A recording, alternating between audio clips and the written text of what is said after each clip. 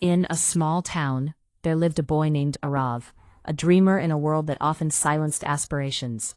His family was middle class, devoid of luxuries or powerful connections, yet in his heart burned a desire to rise above. "One day I will be successful," he often whispered to himself, as the sun cast golden rays through his window, illuminating his determination. Each morning as he watched motivational videos on YouTube, his heart raced with excitement, his blood pulsing with ambition. He scribbled goals in his diary, dreaming of waking up 5 a.m., studying for 10 hours, and making his parents proud. He believed that just a few years of hard work would set his life straight, but the reality was far more complex. At first, everything felt perfect. Arav woke up early, his motivation soaring, as he deleted distractions like Instagram, his focus unwavering. But as days turned into weeks, the discipline began to slip. "I'll start again tomorrow," became his mantra, morphing into a comfortable lie that allowed him to ease into procrastination. Little did he know, this was where many dreams faltered, not due to a lack of talent, but because of a failure to remain consistent.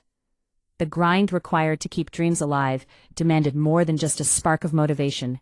It required commitment, especially on the days when inspiration felt far away. Then came the onslaught of social media. Arav scrolled through images of friends living seemingly perfect lives. One was in Dubai, another had become a millionaire by 22, and yet another was thriving on LinkedIn. Each swipe felt like a dagger to his self-esteem. "I'm so far behind," he thought, succumbing to the toxic trap of comparison that quietly drained his energy and focus.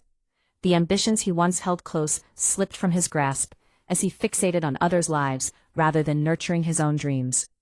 With time, reality struck like a thunderbolt. Exams approached, and his average results felt like a heavy weight on his chest.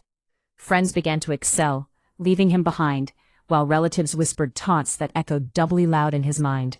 "Look at Sharmaji's son. You'll never make it." Doubt seeped into Arav's spirit, the moment when so many give up, and he was teetering on the edge. Society's belief that marks equaled intelligence crushed him. But he realized those tests reflected memory, not true capability. And in that heavy moment, he felt the suffocating pressure of expectation. One quiet night, as he sat on his rooftop, the world enveloped in darkness, he was haunted by a single question. Have I failed? It was beneath that starry sky that the truth illuminated his mind. Dreams don't fail, people simply pause in the midst of the journey. Every successful person encounters a phase where everything seems stacked against them. No support, no results, no confidence. But the difference was stark. While 99% quit in despair, only 1% persevered through the storm. That night, Arav made a pivotal decision. No longer would he rely on fleeting motivation.